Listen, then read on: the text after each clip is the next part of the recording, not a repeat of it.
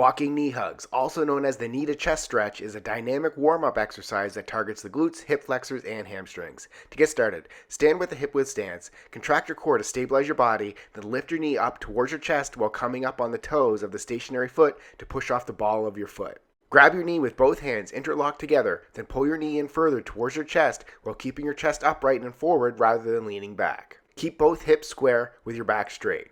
Then lower your foot back to the ground as you step forward while completing the knee hug on the opposite leg. Continue alternating legs as you walk forward. If you are warming up for a sprint workout, after completing 5 to 10 meters of knee hugs, it's important to jog it out for an extra 5 to 50 meters to keep your body moving and prepare your body to run in the direction of the run.